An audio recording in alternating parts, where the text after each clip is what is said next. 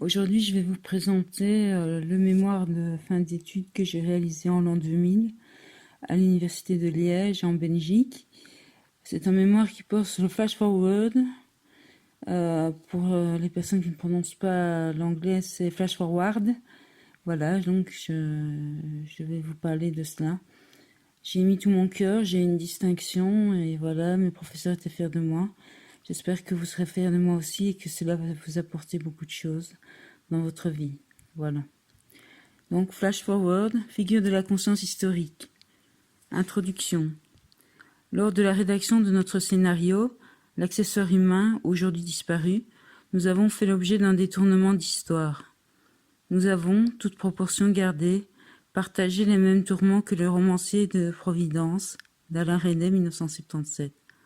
Flash forward s'est imposé à nous comme le candide jogger d'Alain Resnais, débarquant de façon incontrôlée en pleine discussion amoureuse. Voilà que l'image cinématographique dont on a dit et redit qu'elle avait une double nature, à la fois présente lors de la projection et passée puisqu'elle résulte d'un enregistrement, ironisait en nous montrant l'avenir. La fascination ne pouvait qu'être au rendez-vous, égale à celle que produit le rendu cinématographique du frémissement de l'air pour Alain Ménil. Devenue à nos yeux la clé qui nous permettrait de saisir le mystère entourant notre rapport complexe et contrarié au temps, nous l'avons élu. Notre fascination pour le flash-forward apparut très vite marginale, mais elle n'en trouva pas moins dans cette résistance esthétique de la théorie une nouvelle raison d'être. De cette dialectique nouvelle installée allait naître un discours aux allures de plaidoirie, certes, mais dont l'ouverture et la remise en question perpétuelle des acquis, fausse évidence, sur le flashback notamment, révélerait bientôt un enjeu théorique et la couverture idéologique derrière laquelle la tradition se cachait. Le flash-forward sera donc notre pierre de touche pour repenser notre conception de l'imaginaire. Nous pensons que la réflexion sur flash-forward s'enrichirait d'une nouvelle observation de ce procédé narratif à la lumière du mythe de l'éternel retour. Première partie. Absence d'ouvrage relatif au flash-forward. Notre recherche d'une étude spécifique sur le flash-forward n'a pas encore abouti. Il semble qu'aucun livre ou numéro spécial de l'un ou l'autre périodique n'ait à ce jour cédé à l'attrait de ce procédé narratif. L'apport extérieur à notre réflexion n'aura donc été constitué que de quelques paragraphes épars dans des ouvrages plus vastes sur le récit filmique ou sur le scénario. Ce relatif silence du discours scientifique autour de notre objet soulève maintes interrogations. L'effacement du flash-forward dans le discours critique est dû à une éventuelle rareté des occurrences qu'offrirait l'ensemble de la production cinématographique. Quelles sont les raisons qui amènent ces discours à évoquer le flash-forward dans leur articulation, parfois dans le seul but de faire observer qu'il est peu ou pas utilisé? Dans quel contexte les discours traitant du flash-forward le placent-ils? Une place dans le champ conceptuel. Bien que le flash-forward soit peu prisé par les théoriciens du cinéma, il n'en trouve pas moins sa place dans le champ conceptuel. Dans le vocabulaire technique du cinéma, Vincent Pinel propose à son lecteur une définition du flash-forward en marge de celle de l'ellipse, du flashback, etc. Elle est assortie d'un bref commentaire. 4 aspects de cette définition ont été dégagés afin de constituer la charpente de la première partie de ce travail sur le flash-forward. 4 aspects pour une introduction flash-forward, une figure. L'ordre dans lequel ces aspects sont présentés a été choisi arbitrairement. Après avoir discuté de la fréquence du flash-forward, nous aborderons de front flash-forward et flashback. Ensuite, la réflexion se portera sur la problématique de l'inscription, ou non, du flash-forward dans un genre de fantastique. Le 4e aspect dégagé évoquera l'existence éventuelle d'un lien unissant un flash-forward à un courant d'expression cinématographique particulier, l'art cinéma. Nous reproduisons ci-dessous, assorti de son commentaire, la définition que donne Vincent Pinel du flash-forward à la page 171 de son vocabulaire technique du cinéma avant d'aborder le premier aspect retenu. Bon, le flash-forward, c'est pour évoquer une action. C'est un synonyme de montage anticipé. Hein. L'antonyme flashback, ça va à contre-courant de la convention réaliste. Alors attendez, je vais vous mettre une petite musique de fond, voilà. Ça passera plus facilement avec « Connectez-vous à l'univers, absorbez l'énergie cosmique, les sons purs, attire l'énergie positive ». Voilà le fond sonore. Bon, je continue. Donc, le flash-forward des fréquences. 1-1, le flash-forward, un problème épistémologique.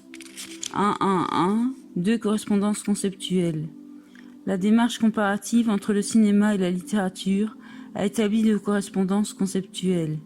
La première entre le flash-forward et la prolepse, la seconde entre le flash-forward et la cataphore.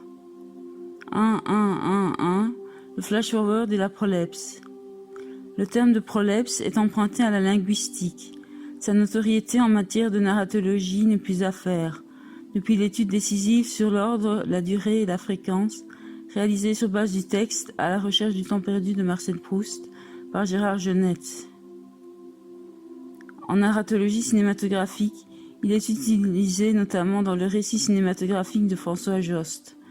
Dans ce livre, qui a pour objectif de reprendre les grands concepts de la narratologie cinématographique et non d'évoluer dans une optique résolument comparative, comme l'étude de François Vanoy, Récit écrit, récit filmique, une correspondance est pourtant établie par l'auteur entre les 2 concepts.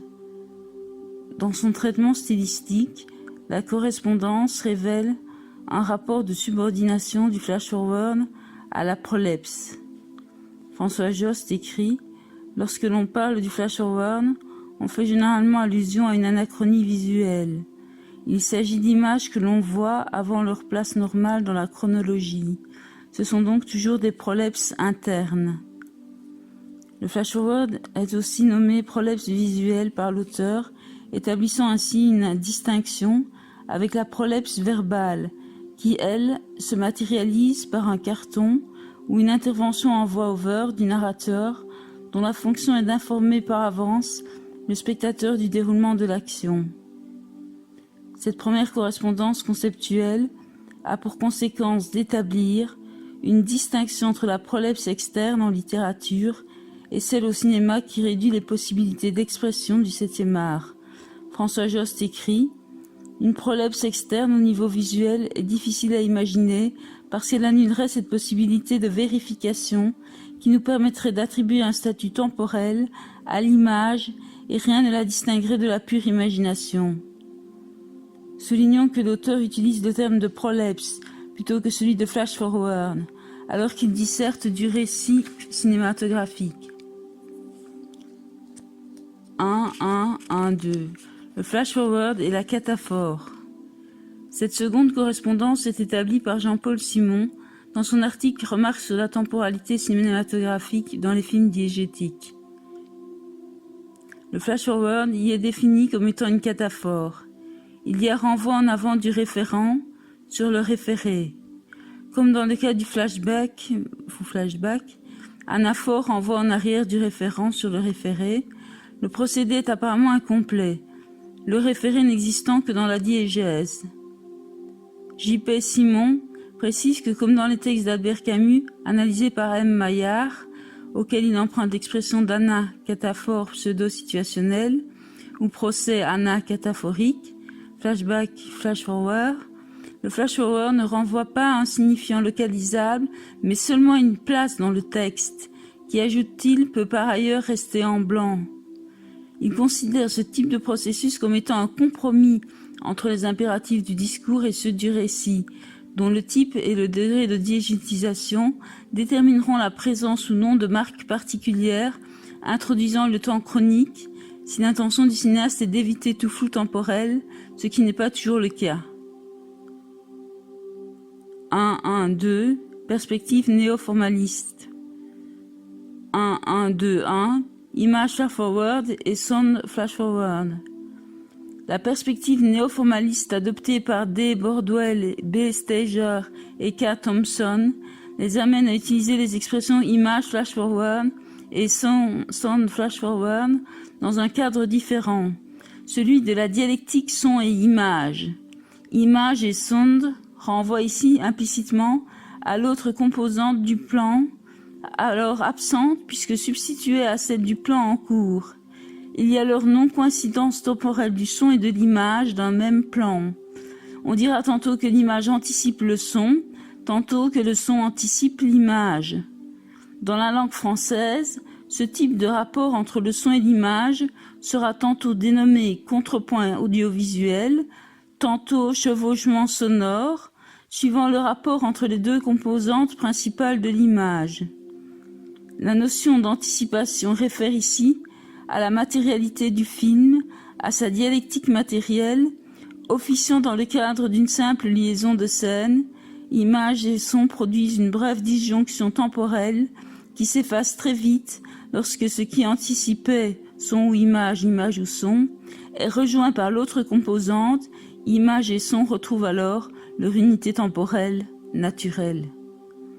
Cette disjonction temporelle qui révèle la matérialité du film est une marque d'énonciation qui permet d'un point de vue pratique de passer d'un plan à l'autre en gardant une forme de continuité sonore et d'un point de vue engagé de créer par exemple une métaphore et ou si l'on préfère une juxtaposition symbolique puisque comme l'a noté Chris Metz à la suite de J. Mitry, il n'y a pas de métaphore au cinéma, les deux termes faisant jaillir une nouvelle signification, étant tous deux matériellement présents. Si Day Bordwell nomme sound flash forward, le son qui anticipe l'image lors d'une simple opération de liaison de scène, il utilise également cette expression pour un son qui appartient à une situation beaucoup plus éloignée dans la narration que l'image qu'il chevauche. 1, 2, 2. La question du flash forward sonore. La question était posée par François Jost dans un de ses articles de Récit ou Récit, des cahiers du XXe siècle, sur la possibilité d'avoir un flash-forward sonore à des fins plus narratives que formelles, dans le second sens donc où Day Bordwell l'entend. Nous avons vu que la question du temps du son était posée dans son rapport à l'image et non à un autre son. Or, il nous semble que parler du flash-forward sonore n'est possible que lorsque l'on a un son anticipant sur un autre son. L'anticiper, qu'il soit ou non accompagné de l'image, cela pose le problème de l'ancrage du son dans la réalité diégétique, et non un son anticipant par rapport au temps de l'image sur laquelle il est venu s'incruster. Si le son, de par le décalage qu'il provoque, appelle une autre image, il ne se répète pas mais continue maintenant rejoint par l'image à laquelle il appartient naturellement et dont il s'est provisoirement émancipé.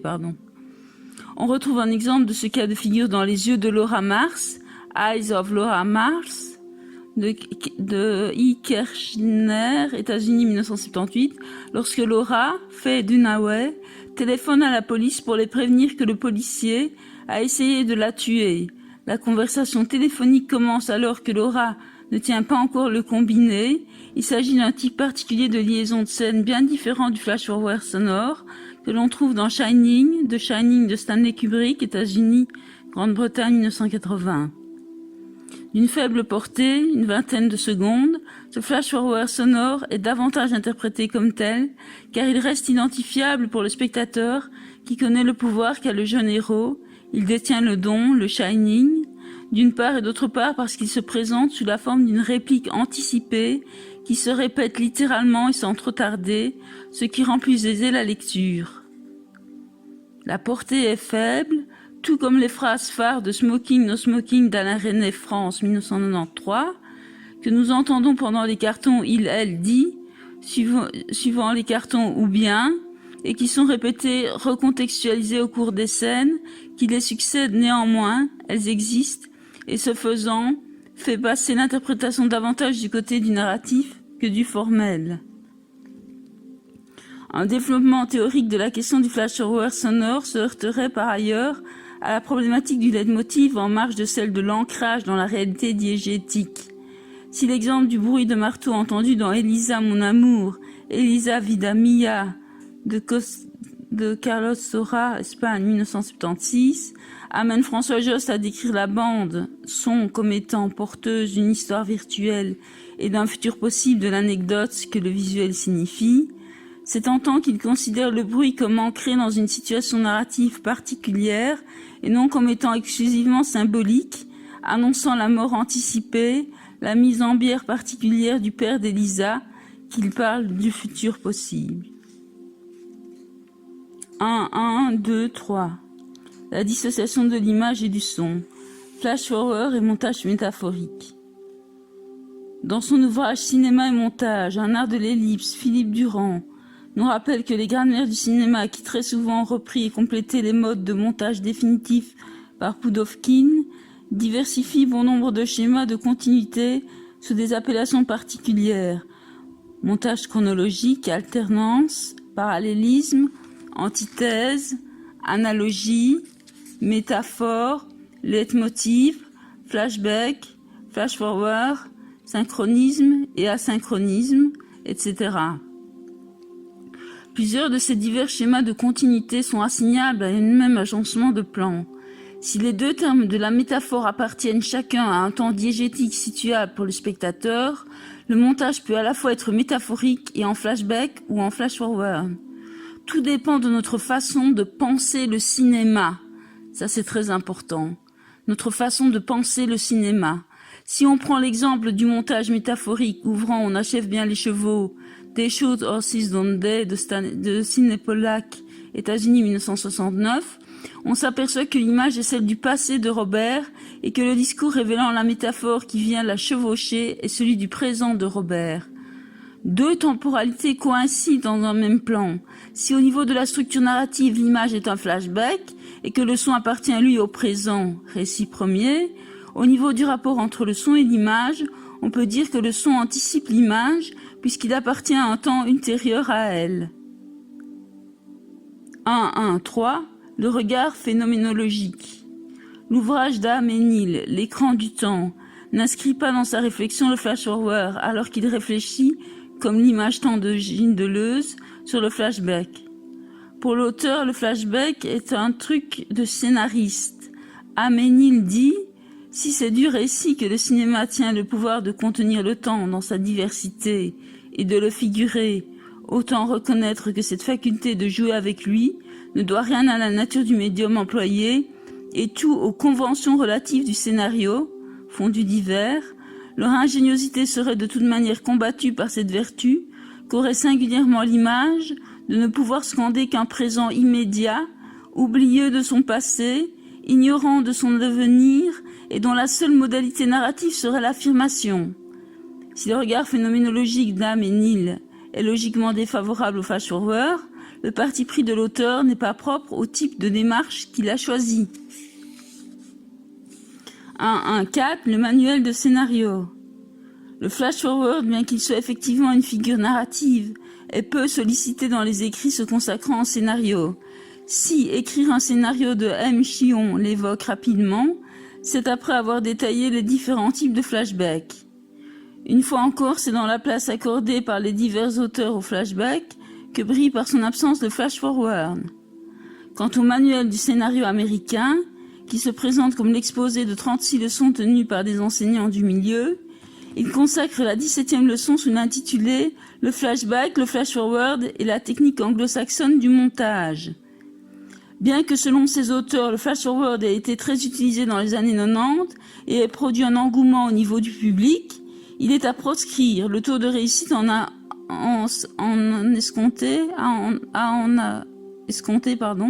étant comme le nombre d'exemples qu'il en cite fort peu élevé. On achève bien les chevaux, des Shoot Horses Don't They de Sidney Pollack, 1969, Conversation secrète de Conversation de Francis Ford Coppola, 1973, Ulysse de J. Strick, 1969, Abattoir 5, Slaughterhouse 5 de J.R. Hill, 1972. Vous excuserez les prononciations, désolé, des réalisateurs, ou des auteurs d'ailleurs. Voilà, je poursuis. 1.1.5. Réflexion d'un monteur.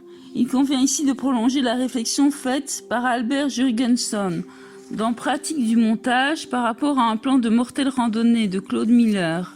Le monteur fait part du besoin qu'il éprouva de revoir le visage de l'assassin, incarné par Michel Serrault, à un moment précis du film.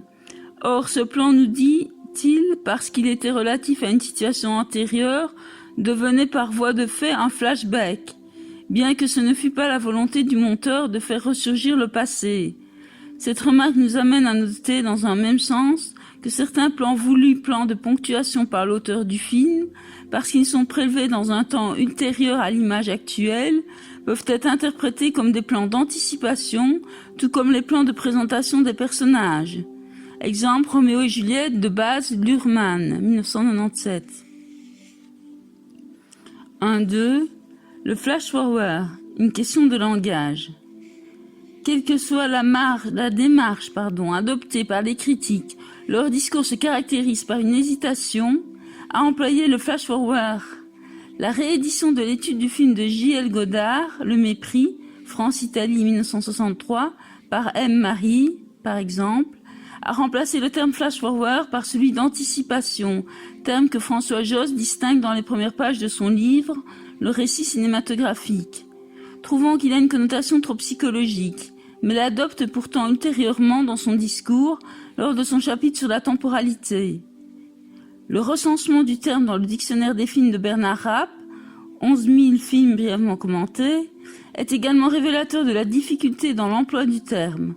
Le flash-forward n'est employé qu'à 3 reprises dans l'expression construction en flashback, flash-forward, pour référer à On achève bien les chevaux, Easy Rider, Le conformiste, Il conformista, de Bernardo Bertolucci, Italie-France, 1970. Christine de Montvallon, dans Les mots du cinéma, attribue implicitement cette rareté du flash-forward dans le langage courant à un manque de synonymie entre le flash-forward et ce qui le vectorise plutôt qu'à une conséquence de la francisation des concepts bons sauts en avant dans l'avenir. Le flash-forward, dit-elle, s'il est conceptualisé, n'est cependant pas encore utilisé dans le langage courant, alors que flashback est devenu synonyme de souvenir. Très important. À ce propos, on peut se demander si la prolifération du terme sur Internet aujourd'hui ne va pas amener le critique à en parler en termes de flash-forward plus facilement, emploi à venir potentiellement plus fréquent, qui amènerait avec lui un paradoxe dans la mesure où Internet est la concrétisation la plus représentative de l'observation faite par Zaki Laïdi et qui écrit « Aujourd'hui, nous nous trouvons dans une situation où l'abandon de toute idée, de projet, de perspective et la fin des systèmes linéaires de conception débouche sur la montée en puissance des valeurs sociales et culturelles qui détruisent le temps long, comme en témoigne la montée en puissance de l'urgence en tant que catégorie de la représentation. Nous sommes bien là en présence d'un nouveau répertoire de la mesure du temps social. Très important, ça. Internet répond à la logique de l'immédiateté comme le téléphone cellulaire politique de la jouissance immédiate. Par conséquent, il fait de l'avenir un virtuellement présent qui se propose de relayer les nombreuses expressions dans leur entreprise volontaire, certes d'élision de la question de la temporalité. On pense particulièrement aux expressions traditionnelles telles que celles de mélange de réalité et d'imaginaire, images mentales, alors qu'elles sont parfois l'audiovisualisation de projets, de rêves, d'espoirs, et devraient donc être comprises comme un présent à venir, et j'en ai des frissons. Je répète, sont parfois l'audiovisualisation de projets, de rêves, d'espoirs, et devraient donc être comprises comme un présent à venir. La société doit avoir des projets, des rêves, des espoirs. C'est très important, je continue. Les hésitations dans l'emploi du terme par les théoriciens ne stigmatisent-elles pas la résistance d'une conception réaliste, impression de réalité, construction d'un récit, dans le regard de l'observateur? Ajoutons par ailleurs que l'élision du flash-forward du discours critique ne s'effectue pas seulement au niveau du vocabulaire, mais également au niveau de la construction des discours. Le flash-forward est défini par rapport au flashback, qualifié d'antonyme du flashback, de figure inverse ou dit logiquement parallèle. Le flash-forward ne bénéficie pas d'un développement qui lui est propre, mais se voit reconnu par dérivation de la part des théories du cinéma, du récit cinématographique, et fait l'objet des mêmes applications conceptuelles que le flashback analepse, concept d'amplitude et de portée, caractère interne ou externe. 1.3. Le paysage conceptuel du flash-forward.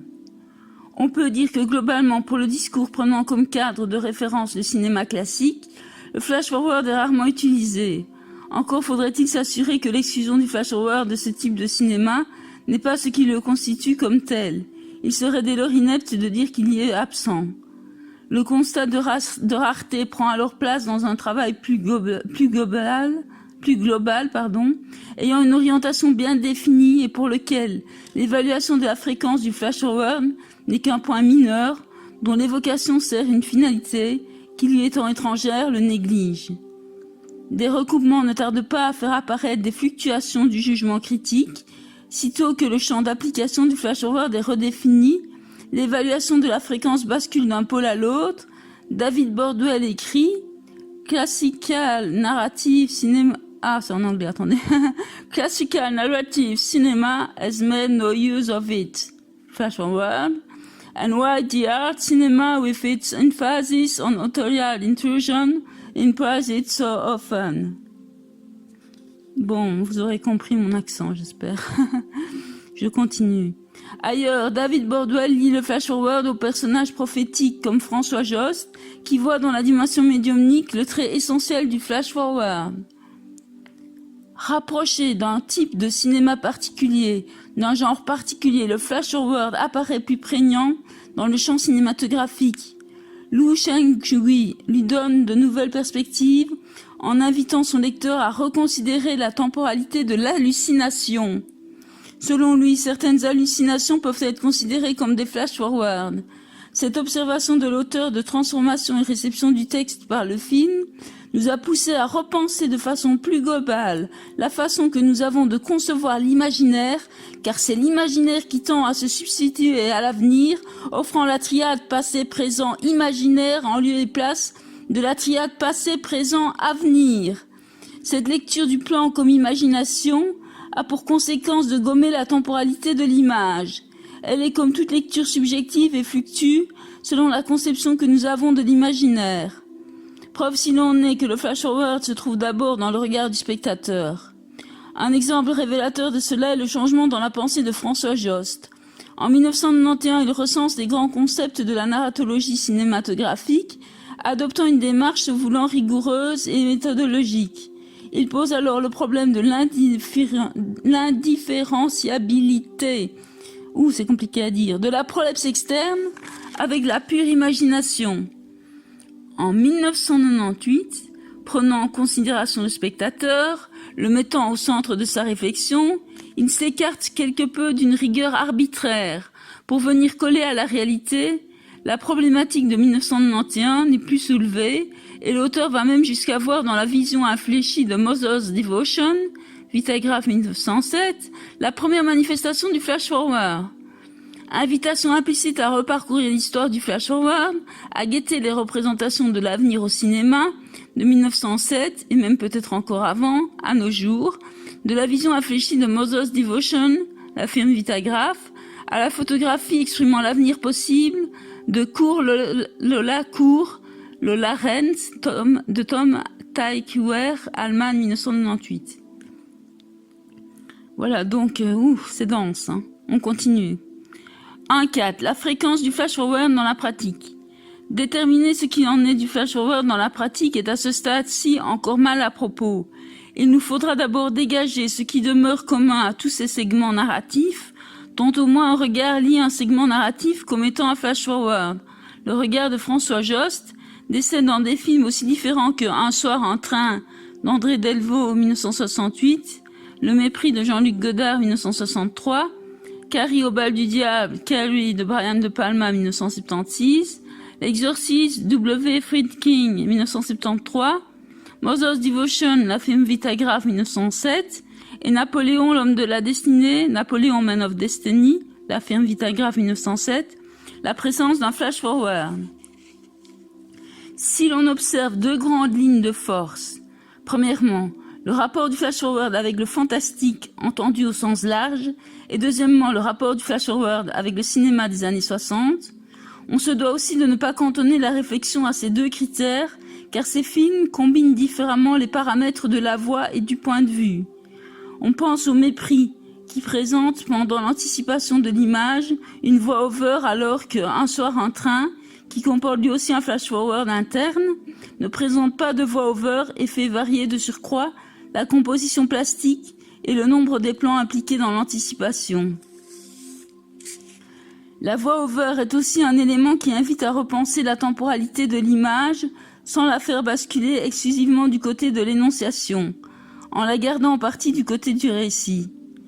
En littérature, la recherche a fait, selon Jeunette, de la prolepse un usage probablement sans équivalent dans toute l'histoire du récit, même de forme autobiographique.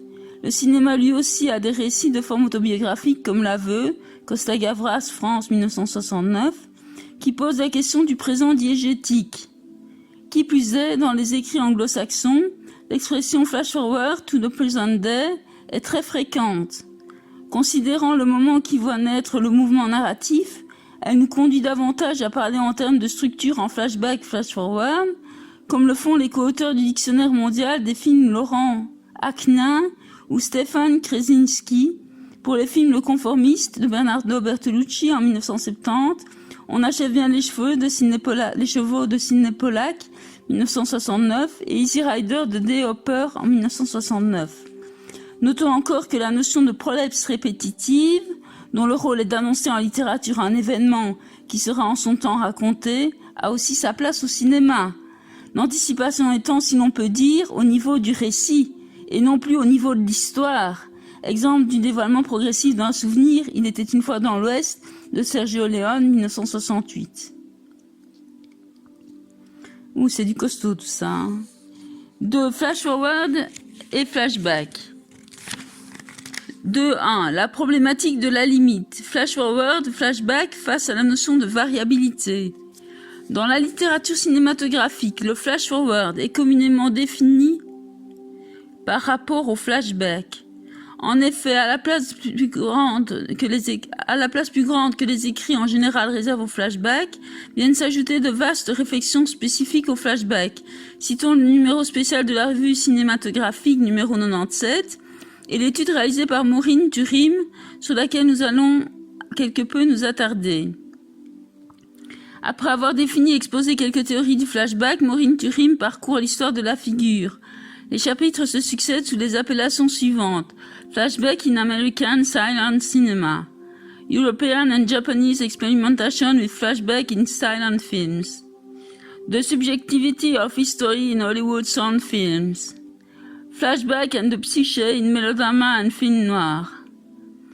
Et Disjunction in the Modernist Flashback. J'ai un accent terrible. Allez, on continue. Les nombreuses illustrations proposées au lecteur contribuent à un vaste exposé du flashback à travers toute l'histoire du cinéma. Cette diversité dans les formes du flashback qu'elle présente soulève, en élargissant le champ d'application de la figure narrative, la problématique de la limite. Nous retiendrons plus particulièrement 3 paramètres dont les variations respectives en constituent les stigmates.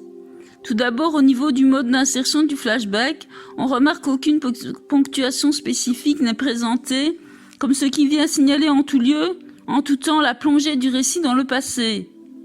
Ensuite, à propos du point de vue, on constate qu'il n'est pas réservé à l'instance narrative première, mais peut-être la manifestation du processus mémoriel d'un personnage. Ah oui, juste. Et pour finir, la variation de ce second paramètre a pour corrélat celle du troisième. L'auteur ne témoigne à propos du contenu narratif, de l'anachronie, d'aucune exigence de vérité. Le flashback peut être vrai ou faux. S'il est faux, il est appelé flashback mensonger. En soulignant la problématique de la limite, nous n'entendons pas nous opposer radicalement, loin s'en faut, à la pensée de l'auteur, mais poser la non-évidence de la réponse à la question « Quel degré de variabilité est-il légitime d'octroyer à une figure narrative ?» comme étant, elle, une évidence. Nous allons pour ainsi dire évoluer en contrepoint par rapport à la déclaration que fait Maureen Turim dans son chapitre intitulé Disjunction in the Modernist Flashback. Maureen Turim, several films that becomes famous during this period, late 50s, play an absolutely key role in a changing flashback epistemology and practice. Bon, l'accent là, bon, c'est pas terrible. Cette pensée se doit en effet d'être avant tout questionnée en regard du traitement que l'auteur fait du flash-forward. Insistons sur ce fait. Flash forward et flashback reçoivent un traitement différent. Ils se manifestent d'abord d'une façon flagrante au niveau de la place restreinte accordée au flash forward dans la réflexion. Flashback in Films, ouvrage de 263 pages, ce qui est considérable pour le sujet discuté, ne comporte dans son index que 2 renvois de pages pour le terme flash forward. Le premier nous renvoie à un commentaire sur La guerre est finie d'Alain Resnais en 1966. Le second à un commentaire sur Stravinsky d'Alain Resnais en 1974. On pourrait nous objecter qu'elle est normale, compte tenu de l'objectif du livre. Pourtant, nous n'en persistons pas moins à la présenter comme étant particulièrement signifiante. Si l'on considère tout d'abord les 2 utilisations du terme, on remarque que flash forward est appliqué à l'anticipation du suicide de Stravinsky, Jean-Paul Belmondo, dans le film du même nom, alors qu'il est davantage évoqué lors du commentaire relatif aux images mentales, Angoisse et projets de Diego Yves Montand, dans La guerre est finie. L'idée d'un flash-forward dans ce dernier film finit par être évincée du discours. Cette éviction est due à la distinction théorique que Maureen Turim fait entre flash-forward et futur possible. Les projets et les angoisses de Diego ne sont pas pour l'auteur de Flashbacks in Film des flash-forward mais des futurs possibles. C'est cette distinction théorique faite par Maureen Turim qui nous a poussé précédemment à souligner la présence des 2 renvois d'index relatifs au flash-forward. L'emploi de l'expression futur possible en lieu et place de flash-forward n'est pas dans son texte un effet de signe mais un effet de sens. Très important. Maintenant, si nous confrontons ces propos à notre problématique de la limite, on ne peut que constater qu'elle n'en est visiblement pas une pour le flash-forward, puisque le caractère de simple possibilité du contenu narratif du plan, en soustrayant les plans de projet et d'angoisse à la catégorie du flash-forward, pose précisément la limite de façon très claire.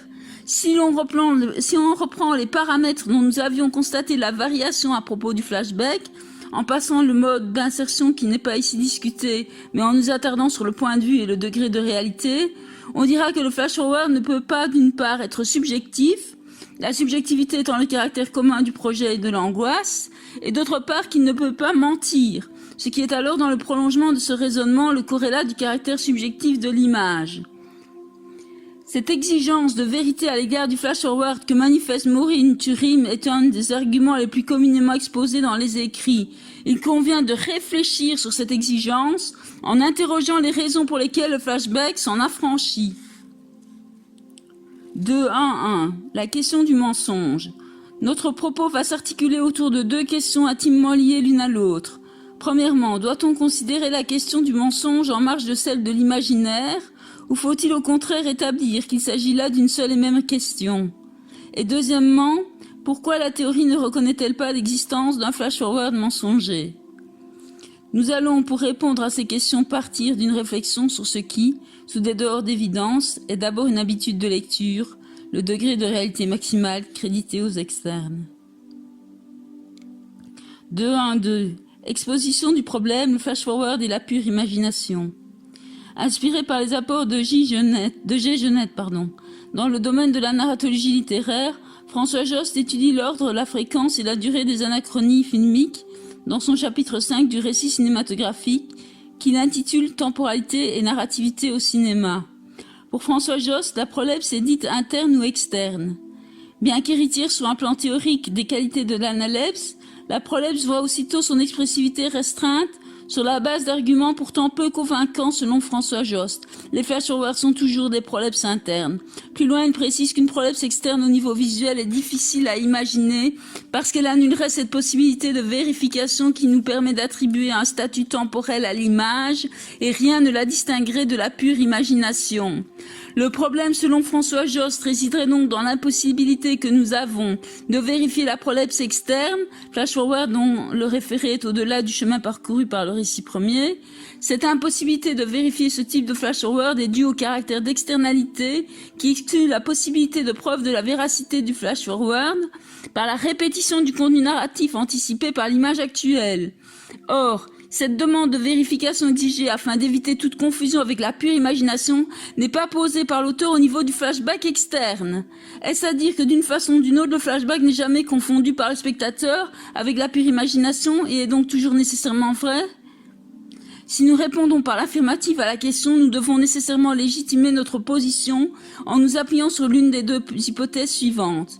La première hypothèse est que le flashback externe est d'une façon ou d'une autre vérifiable, susceptible d'être rendu distinct de la pure imagination par le récit. Or, par définition, de par son externalité, il ne peut l'être naturellement, tout comme le flash-forward externe, c'est-à-dire que le récit ne peut montrer son contenu narratif par l'image actuelle, afin d'en prouver la réalité. Le référé est inexorablement passé. Par conséquent, nous sommes amenés à nous demander par quel autre moyen que l'image actuelle, le spectateur obtiendrait dès lors une vérification, et ce qu'il en serait de l'efficacité de ces moyens pour ce qui est du flash-forward externe.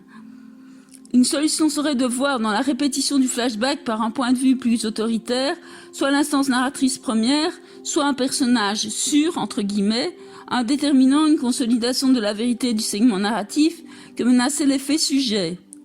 Mais dans ce cas de figure, c'est le seul point de vue qui est à l'origine de la distinction d'avec la pure imagination et non les caractéristiques fondamentales du flashback. Dès lors, la question se pose quant à savoir pourquoi un point de vue particulier ne serait pas lui aussi ce qui permettrait d'établir la distinction entre le flash-forward externe et la pure imagination. Le même raisonnement est applicable au niveau des deux autres facteurs de vérification de la consistance narrative, du flashback ou du flash-forward, que sont le travail de la narration et la voix. Reste à considérer la seconde hypothèse. Le flashback externe n'aurait, lui, pas besoin d'être vérifié. Il serait toujours nécessairement vrai et ne pourrait être confondu avec la pure imagination dont parle François Jost. Dans ce cas de figure, la vérification n'est pas rendue nécessaire car le flashback contient en lui-même la qualité de vérité, c'est-à-dire que le caractère de véracité dans la nature du représenté.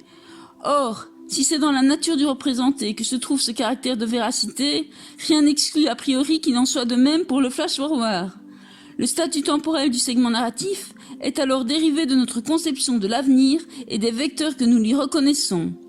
C'est pourquoi il convient de souligner combien l'étude de la temporalité au cinéma ne peut faire l'économie d'une pragmatique du film, nous y reviendrons plus longuement par la suite. Notons juste pour l'instant que la lecture du plan comme flash-forward externe peut elle aussi naître d'un facteur extérieur au système de signification mis en place par le film, contexte d'énonciation, recours à un référé historique, conception du rêve, de l'hallucination, de l'avenir en général.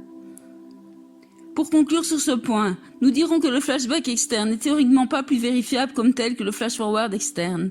Dans les deux cas, il ne peut y avoir de preuve par l'image actuelle. Dans les deux cas, la distinction avec la pure imagination ne va pas de soi. À cette première conclusion vient se greffer la question du mensonge, qui constitue probablement le paradoxe le plus déconcertant que les écrits ont consacré. Nous allons nous pencher sur l'argument utilisé par la théorie afin de légitimer l'existence d'un flashback mensonger. La question de la limite soulevée au début de ce point sur le flash-forward et le flashback entrera de nouveau notre propos. Une limite toujours repoussée lorsqu'elle concerne le flashback, une limite souvent trop prématurée lorsqu'elle concerne le flash-forward. 2.1.3 Le flashback mensonger. 2.1.3.1 L'argument de Maureen Turim. Référence à une même situation narrative. Si les deux films les plus souvent cités par la théorie lorsqu'elle aborde la question du flashback mensonger datent des années 50, l'ouvrage sur le flashback de Maureen Turim nous apprend que le cinéma n'a pas attendu Rashomon de A. Kurosawa, Japon 1951, ou Le Grand Alibi, Stage Fright d'Alfred Hitchcock 1950, pour présenter aux spectateurs des passés mensongers. Maureen Turim, The Ghost Woman 1905 actually contains two examples of flashbacks used to replace the character's verbal narration, one true, one false. Dans toutes ces occurrences, un même argument permet à Maureen Turim de légitimer l'interprétation des fausses versions du passé comme étant des flashbacks mensongers. L'auteur de Flashback in Film nous fait observer que chacun de ces récits finit par révéler la vérité sur le passé en marge du ou des référents ou des différents mensongers sur ce passé.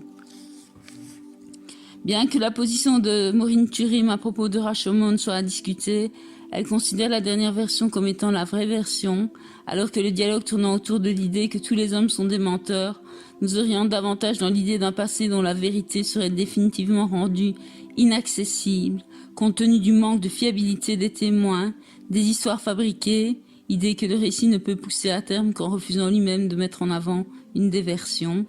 Elle reste pertinente dans son principe. En effet, La révélation de la vérité a des répercussions sur l'interprétation des autres versions. Les mensonges sur le passé ne sont plus considérés comme de la pure imagination, mais comme des variations sur une situation diégétique du passé, à laquelle ils réfèrent, et cela nonobstant les variations du contenu narratif dont ils sont porteurs. Chaque segment narratif est ainsi dit flashback mensonger, car d'une part l'intervalle de temps ciblé est bien situé dans le passé, flashback, et d'autre part le contenu narratif diffère de la vraie version, mensonge. Cet argument contribue à repousser la limite du flashback, puisqu'il étend son champ d'application au mensonge. Or, parler de flashback mensonger soulève maintes interrogations. Le mensonge serait-il distinct de la pure imagination? Toute version fausse, bien qu'elle soit relative au passé, c'est-à-dire clairement situable sur l'axe temporel dans le passé, n'est-elle pas nécessairement le fruit de l'imagination? La révélation de la vérité ne devrait-elle pas exclure les versions fausses du champ d'application du flashback et les réguler dans la case imaginaire? Il importe de se poser ces questions en ayant à l'esprit la position de Maureen Turim sur le flash-forward. Maureen Turim fait une distinction entre flash-forward et futur possible. Après avoir émis l'hypothèse que les images mentales de Diego, angoisse, projet, puissent être des flash-forward, elle clôt son commentaire sur ces plans de la guerre est finie en disant qu'il s'agit davantage de futur possible que de flash-forward. À nouveau, la théorie ici, à travers Turim, limite le champ d'application du flash-forward, considérant la vérité comme une condition sine qua non de son existence. Bien que l'emploi de l'expression futur possible nous informe qu'elle situe virtuellement le segment narratif ainsi qualifié sur l'axe temporel dans le futur, il reste énigmatique. Le flashback mensonger peut avoir pour fonction de remplacer le récit d'un personnage sur le passé, confère citation ci-dessus, alors que le flash-forward ne peut visiblement pas être l'audiovisualisation du récit d'un personnage sur l'avenir. Comme nous le voyons, le mensonge sur le passé s'est fait une place plus honorable dans la pensée de Turim que le futur possible. Si Diego, à l'inverse des témoins de Rashomon, ne raconte pas à un autre personnage les flash-forward, il n'en demeure pas moins que l'entourage de l'un et celui des autres est dans un même temps de relation vis-à-vis de l'image. Les personnages dans le film d'Akira Kurosawa ne sont pas en mesure de voir les images illustrant les variations. Kurosawa, je ne sais plus son petit nom. C'est donc pour le spectateur et le personnage qui en est l'instigateur seul qu'elles existent. Par conséquent, il ne faut voir dans la voix-over couvrant partiellement les flashbacks mensongers qu'une subjectivation de l'image, bien qu'elle permette de situer l'image sur l'axe temporel. La voix-over reste avant tout la marque d'une subjectivité, et non la condition nécessaire à l'attribution d'un statut temporel passé au segment narratif discuté. C'est pourquoi il faut prendre des précautions avant de parler en termes de narrateur délégué, comme le fait la théorie, car l'expression narrateur délégué tend elle à opérer l'effet inverse, c'est-à-dire à objectiver le subjectif. Or, de quelle nature autre que mentale peuvent bien être ces images? La durée de ce type de flashback n'est-elle pas davantage à l'origine de la distinction entre récit second et image mentale que la nature de l'image? Nous n'avons pas débattu dans ces lignes de l'argument selon lequel l'avenir n'est pas connaissable alors que le passé l'est, car il ne résout pas le problème fondamental de la représentation. Dès lors qu'il y a mensonge, la connaissance supposée de l'un, le passé, et la méconnaissance supposée de l'autre, l'avenir, ne change rien au problème, l'image nous ment. Voilà, vous entendez, l'image nous ment, c'est très important, l'image nous ment. Pour conclure sur ce point, nous dirons que l'élargissement du champ d'application du flashback au mensonge trouve davantage sa raison d'être dans la reconnaissance d'un mouvement de la narration vers le passé, que facilite certes la référence à une situation passée connue, mais qui n'en est pas pour autant la condition sine qua non. C'est pour cette raison que la position théorique exigeante du récit, insérant un flash-forward, qui éprouve d'une façon ou d'une autre la véracité de son anachronie, devient difficile à soutenir, puisque le flashback ne se caractérise pas par l'insertion dans le présent d'un passé réel. Pourquoi le flash-forward devrait-il nécessairement insérer un futur réel? Un peu de musique.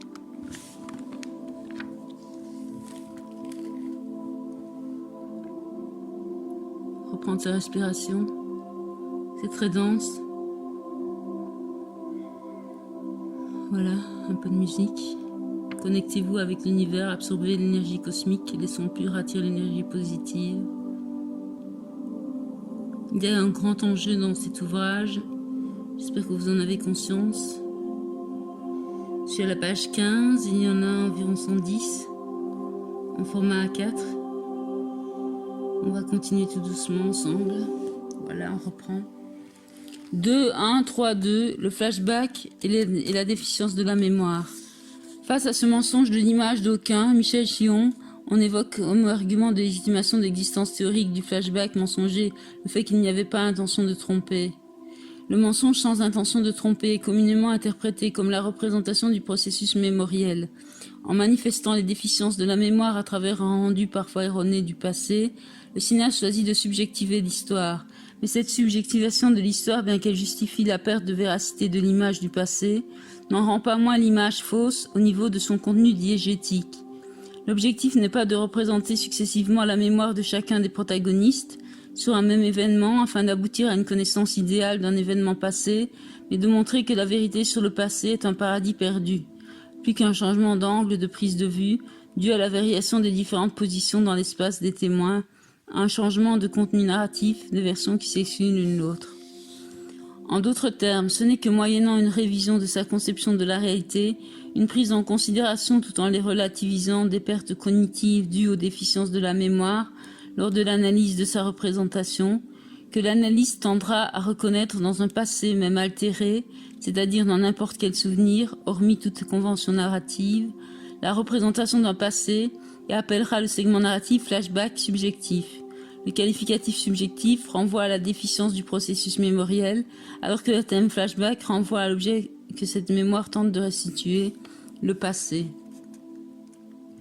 Qu'il soit dû à la volonté de mentir ou à la différenciation de la mémoire, le segment narratif reste qualifié de flashback si nous allons dans un même sens et pensons qu'il est légitime d'appeler flashback ce type de segment narratif. Nous tenons principalement à souligner que ce qui fait de ces segments narratifs des flashbacks est avant toute chose le mouvement de la narration vers le passé. C'est parce que la visée temporelle prévaut sur la question de la vérité du contenu narratif, comme nous l'avons montré, que nous refusons la distinction entre futur possible et flash-forward. L'expression d'un futur manifeste l'attention de la narration pour l'avenir. L'image se propose de représenter un au-delà du présent. Dès lors, il convient de nommer ce type de segment narratif un flash-forward. C'est dans un second temps seulement que ce flash-forward sera diversement qualifié, suivant qu'il se réalise ou non.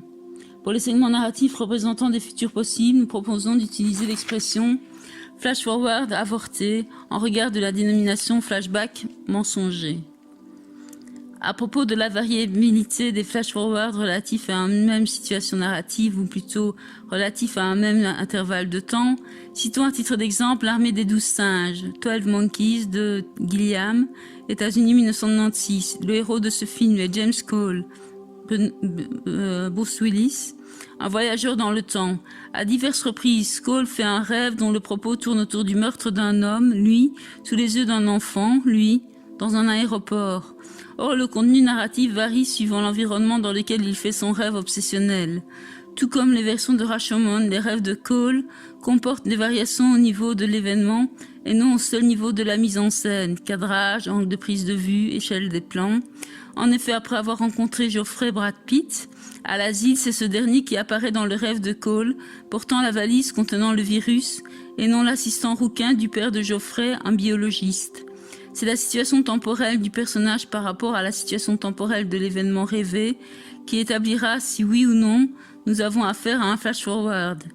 L'exemple de ce film de Gilliam est idéal, puisque chaque rêve, bien qu'il réfère à une même situation narrative, n'en est pas moins tantôt compris comme un flashback, tantôt comme un flash-forward. C'est à la capacité qu'a le héros de voyager dans le temps physique et a fortiori à sa métamorphose en spectateur de l'histoire, qu'on doit ce pouvoir heuristique, dès lors qu'il revit son histoire, l'issue de celle-ci en est à la fois un souvenir, à la fois une anticipation. Il convient à présent de réfléchir sur la distinction théorique que nous faisons entre le flash-forward et le flashback. Nous les avons jusqu'ici davantage considérés comme deux procédés narratifs bien distincts. Pourtant, comme le suggère déjà l'Armée des 12 singes, le spectateur peut parfois être déstabilisé lorsque vient le moment d'attribuer un statut temporel à l'image cinématographique. 2.2. Le spectateur face à la question de la temporalité de l'image, flash-forward ou flashback. Lu Shangui dans son livre Transformation et réception du texte par le film, aborde de front flashback et flash-forward. Après avoir constaté que le flash-forward est moins employé que le flashback, il s'interroge sur les raisons de cet état de fait. La réflexion de L. Cheng-Gui s'inscrit dans une réflexion plus vaste portant sur la tendance qu'a le film à linéariser le livre dont il s'inspire. La perspective sémio-pragmatique adoptée par cet auteur l'amène, en considérant d'abord la perception du film par le spectateur, à émettre l'hypothèse de raisons pragmatiques et cognitives comme étant à l'origine de l'emploi plus fréquent du flashback par rapport au flash-forward, soit les mêmes raisons que celles expliquant selon lui la linéarisation du texte par le film. Lu Cheng-Gui sur le plan syntaxique. Le problème du... Non, je cite Lu Cheng-Gui là. Sur le plan syntaxique, le problème de flashback s'assimile à celui du flash-forward. Mais sur le plan cognitif, les deux problèmes se distinguent l'un d'avec l'autre, puisqu'il s'agit de la reconnaissance différente du passé et du futur chez les êtres humains. Les exemples de cette problématique dégagée par l'auteur ne manquent pas.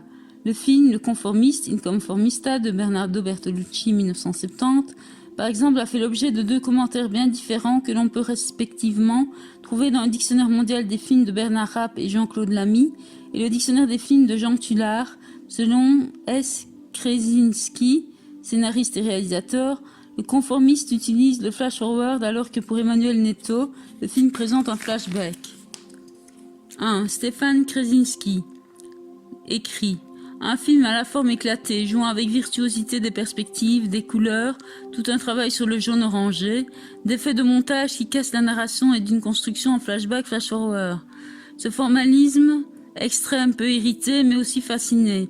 Il vise à la représentation pure et dissèque de façon troublante les motivations d'un homme intelligent et ironique qui choisit la bêtise et le fascisme pour des raisons qui se pacifient au fur et à mesure qu'elles sont dévoilées. 2. Emmanuel Netto. Le cinéaste, Emmanuel Netto écrit donc, le cinéaste cherche à faire comprendre comment Marcello en est venu à participer à un tel crime. Le long flashback qui s'insère dans le cours du voyage apporte sur la vie et le caractère du personnage l'éclairage nécessaire. Petite pause, page 17.